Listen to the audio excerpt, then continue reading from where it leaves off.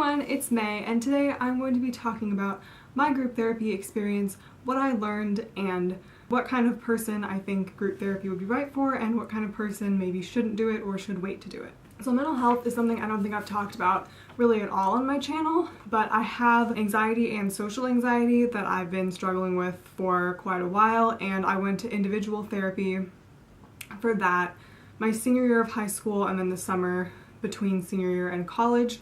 And then freshman year of college I didn't do anything, and then sophomore year I was like, I think I want to try group therapy because it was something I had always been interested in.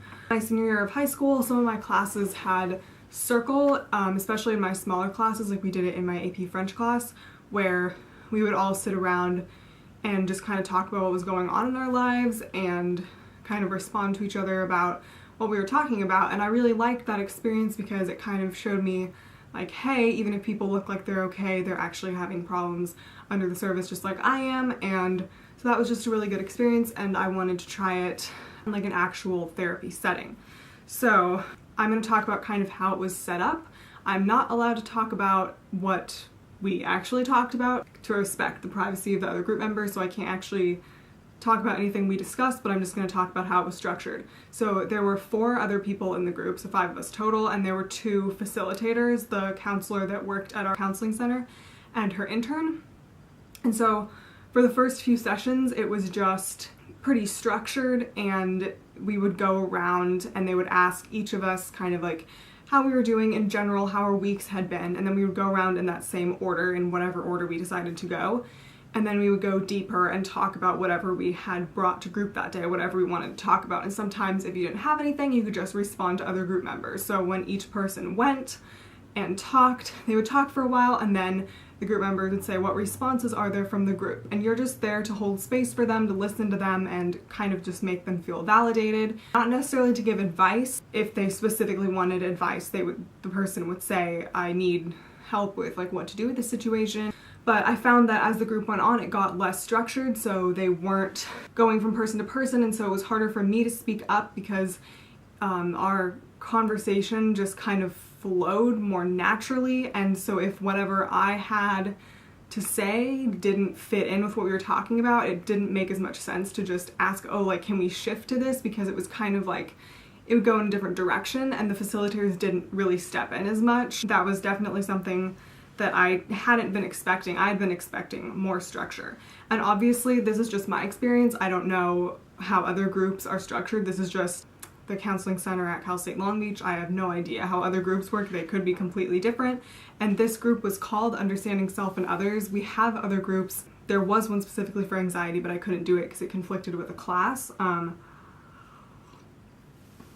I think we have like a women's group. We have a bunch of other groups that would probably be structured differently than this one. So now I'm going to talk about kind of the difference between group and individual therapy and like who should do which one.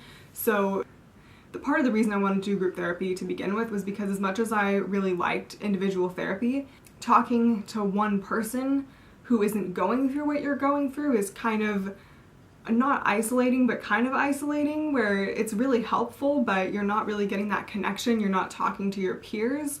And I definitely found that with group, everyone else was in college, everyone else was dealing with kind of the same thing I was, or similar things. Obviously we had a lot of different things too, but it was a much more, like we were all going through a similar experience. So I really felt connected. And also another thing that you get out of group that you wouldn't get out of individual is responding to others when they talk about their problems. And that's something that directly translates to real life. I definitely can say that I feel more comfortable when people open up to me now. I feel more confident in responding to them, where before it would have been something that I was kind of afraid of. And I don't feel like I'm very good at it, but like I try.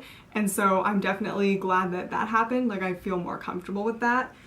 But the thing that I definitely missed from individual therapy when I was in group was having like the whole time to yourself. I didn't feel like I accomplished as much personally, if that makes sense, because in individual therapy it was all focused on me. So this is kind of obvious, like duh, there's other people in the group, so it's not all focused on me. But I definitely did notice that like sometimes, like I kind of said earlier, I would go to group thinking, oh, I need to talk about this, and then it would never really work in the conversation and I wouldn't be able to bring it up. When in individual therapy, it would be like, yeah, this is what I'm talking about today, because like you're leading it. So there's that to think about.